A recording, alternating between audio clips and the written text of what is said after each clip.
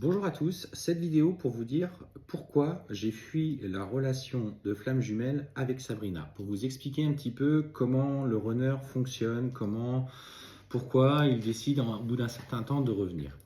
Alors déjà pour commencer, ce qu'il faut comprendre c'est que vous comme lui ressentez les mêmes sentiments, surtout dans la phase de lune de miel où on sent que les deux vivent une osmose dans la relation. Elle vient de ce lien magnétique, de ce lien qui est extrêmement puissant. Et en fait, le fait justement de ressentir, et là pour le coup, dans un premier temps, le runner ne parvient pas à décrire ce qu'il ressent pour son autre. Pour lui, ça ne correspond pas à ses schémas amoureux des relations qu'il a eues précédemment.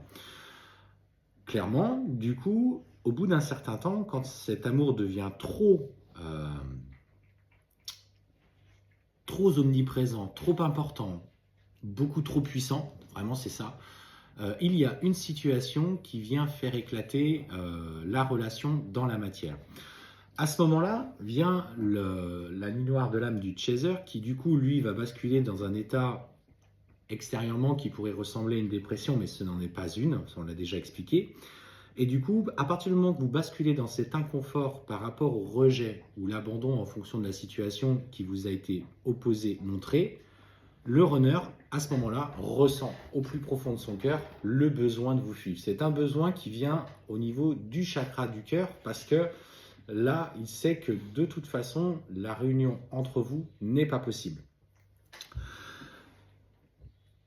Plus le chaser travaille sur lui, et ça, je le répète, c'est important de le comprendre, c'est-à-dire travaille sur lui, c'est va oser regarder son enfant intérieur, les vies antérieures, va parvenir au fil du temps à lâcher prise sur la relation, plus le runner s'apaise dans le lien, s'apaise par rapport au lien. Il passe par des périodes d'envie de revenir, ce qui fait qu'à un moment donné, quand vous vous éloignez de lui, que vous essayez de passer à autre chose, il revient. Et quand justement il revient, observez bien, à ce moment-là, vous vous mettez à cogiter, à réfléchir comment se passait la relation, peut-être un rendez-vous qui est posé pour se voir, pour discuter, sans parler de plus. Et là, tout de suite, ça fait remonter en vous toutes ces peurs de rejet, d'abandon, de trahison qu'il a pu vous faire. Et là, à ce moment-là, le runner ressent à nouveau cette peur au fond du chakra du cœur et reprend la fuite, parfois même annule ses rendez-vous avant même qu'il n'ait lieu. Donc l'important pour vous, quand ces moments-là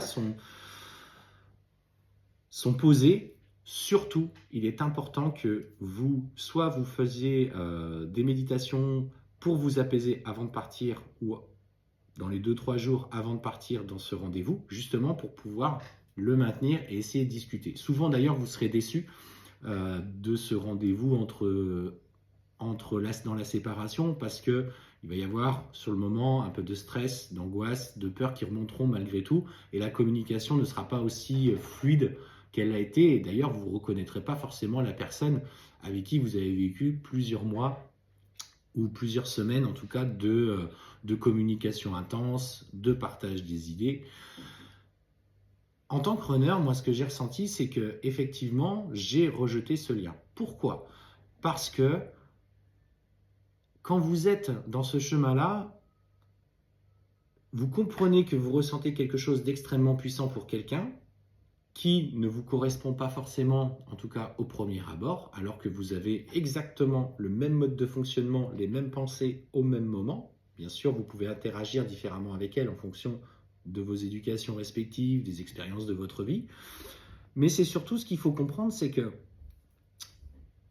le runner, qu'il soit en couple, qu'il soit en séparation ou en cours de divorce, a des obstacles qu'il a besoin de travailler. Ces obstacles, en fait, sont des choses qu'il va devoir accepter de perdre ou affronter la peur de perdre, alors que ce soit par exemple par rapport à ses enfants, que ce soit par rapport à l'entourage, que ce soit aussi par rapport, je ne sais pas, à une religion en particulier, et que vous êtes du coup dans des différences sur ce point de vue-là, ou par rapport à une différence d'âge. Voilà, il y a de toute façon dans l'incarnation des obstacles majeurs qu'il doit devoir franchir par rapport à ses propres limites, par rapport à ses propres convictions. Si c'est quelqu'un qui ne veut pas se séparer parce qu'il n'aime plus sa femme, mais qu'il a des biens, beaucoup de biens, et qu'il a peur de perdre financièrement, à un moment donné, l'univers va mettre en lumière dans son chemin le fait de perdre matériellement. C'est-à-dire qu'il est très attaché à ça, donc on va lui faire comprendre que finalement, ce n'est pas si important et ce qui compte, c'est l'amour inconditionnel qu'il ressent pour vous. Rassurez-vous, votre runner pense à vous toute la journée. Il peut rejeter ce lien. D'ailleurs, il va avoir des peurs, il va se dire mais pourquoi je pense à elle, elle m'obsède, je n'en veux pas dans ma vie, il y a quelque chose qui c'est pas possible, il y a quelque chose qui a été fait. Voilà, il va se poser mille et une questions parce qu'il ne comprend pas la nature du lien qui vous unit. C'est au plus fort de ces rejets qu'il va vous opposer, c'est-à-dire qu'il va vouloir absolument. Alors moi je sais, j'ai essayé de couper énergétiquement, c'est-à-dire j'ai essayé de visualiser qu'on coupait les liens, j'ai essayé de visualiser, et plus je faisais de choses comme ça, plus j'étais abondé de synchronicité. Comme vous savez pour certains, la plus belle que j'ai vue, c'est Sable dans le ciel, écrit avec la forme des nuages. Je partais à mon travail sur une intervention, et là je vois ça, mais je me dis mais c'est pas possible, je n'en veux pas, je ne veux pas de ça, ça ne me convient pas. Et puis en fait, au fur et à mesure, j'ai sombré dans ma nuit noire de l'âme en affrontant mes propres pardons. Parce que c'est ça le plus important, le runner doit affronter ses propres pardons, sans compter qu'il doit également... Tiens, la cafetière, je suis désolé, ça revient régulièrement, décidément. Il doit affronter justement ses pardons dans des expériences qu'il va vivre. C'est pour ça que le runner a besoin de se transformer. Et c'est souvent lui, d'ailleurs, qui est confronté au nœud karmique de vos vies passées. C'est-à-dire que s'il y a une tierce à un moment donné dans une vie passée qui est intervenue pour bloquer votre réunion, cette tierce va se représenter, alors dans une nouvelle incarnation forcément, dans ce nœud à résoudre. Et c'est lui qui va surtout travailler pour le résoudre. Ça, ce n'est pas vous. Donc effectivement, si vous avez eu des échecs dans des vies passées, il est important d'ailleurs d'aller voir ça dans des vies antérieures, dans des méditations, sur des consultations si vous n'y parvenez pas, pour comprendre quels sont les nœuds qui vous bloquent dans votre réunion. Les choses ont besoin d'être posées, les choses ont besoin d'être comprises dans leur ensemble par rapport à votre lien. Et en fait, à un moment donné, le runner, en sortie de nuit noire de l'âme, il a ce déclic. Il va en fait se laisser aller et finalement accepter les énergies de la relation. Ça passera par des reprises de communication plus douces, plus calmes, et vous le sentirez de toute façon qu'aujourd'hui la conversation, en tout cas les communications deviennent de plus en plus fluides. Mais il n'est pas encore prêt à revenir. Donc à ce moment-là, il peut y avoir cette période de switch que du coup Sabrina a eu pendant une quinzaine de jours, où en fait elle a eu peur que je revienne, et elle a ressenti du coup la peur du runner à ce moment-là, et a compris que forcément c'était très intense, parce que c'est là que le chaser comprend que c'est très intense, cette peur, qu'elle est profonde, qu'elle vient de quelque part au plus profond de nous-mêmes, et c'est dans ce switch en fait qu'il faut, parce qu'elle n'a pas, la personne, Sabrina en l'occurrence, n'avait pas forcément envie que je vienne bousculer tout ce qui avait été mis en place dans sa vie et ce dont elle était fière, parce qu'elle avait trouvé l'apaisement malgré la relation qui nous unissait. Et elle a laissé la porte ouverte à cette communication qui reprenait, mais vraiment doucement. Après viennent effectivement les opportunités de l'univers pour se recroiser, pour justement refavoriser la reprise de communication. N'oubliez jamais que le temps n'est pas important. Le temps, c'est un allié qui sert à dissoudre toutes les difficultés qui se sont présentées dans cette vie-là et qui se sont présentées dans les vies passées. Le temps est votre allié, il n'a pas d'emprise. Et ce qu'on vous demande sur ces chemins-là, et je le répète, c'est justement dans le fait de parler de parcours, c'est un parcours que vous devez accepter et traverser d'abord par vous-même. C'est l'objectif, dans un premier temps, c'est d'aller vers vous-même, vers ce que vous aspirez au plus profond.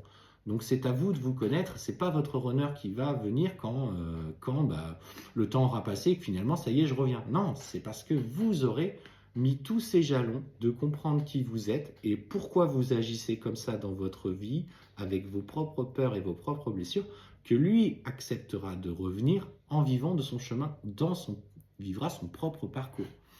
Et en fait, voilà, moi j'ai eu ce déclic en sortie de nuit noire de l'âme, et les choses se sont faites petit à petit. Il y avait encore des petites peurs, des petits blocages, et l'univers a fait en sorte qu'on se recroise, et tout a repris naturellement derrière, et ça a été même assez vite. Il faut le reconnaître, quand le runner est prêt, il veut aller assez vite. N'oubliez jamais qu'une relation de flamme jumelle est une relation qui a d'intenses vibrations, qui est très puissante, et justement, par cette puissance et cette lumière qui est émise, qui irradie, vous êtes sujet et soumis aussi après, et c'est notre lot, hein, ça je vous le cache pas, à de nouvelles difficultés qui vont se présenter à vous, que vous devrez passer ensemble, en continuant petit à petit à lâcher des comportements, des égos face à des difficultés. Ce n'est pas parce que vous vous réunissez et que vous agissez dans la fusion pour votre relation que les choses sont simples. Elles sont là, vous les partagez à deux, donc ça se fait comme, en fait, comme dans toute relation. N'oubliez jamais qu'on reste un couple dans la matière. D'ailleurs, pour la petite histoire, il y avait une personne que je suivais qui parlait beaucoup des flammes jumelles à l'époque, où d'ailleurs c'était le seul, où nous étions en parcours, David Sabat. Lui s'est réuni à sa flamme jumelle et s'est reséparé derrière. Donc, malgré tout ce qu'il a fait, tout ce qu'il a compris, tout ce qu'il a canalisé, malheureusement, les égos ont eu raison à un moment donné quand même de la relation. Donc comprenez ça, c'est important aussi de fonctionner et d'être toujours dans la communion, dans l'écoute, dans la communication.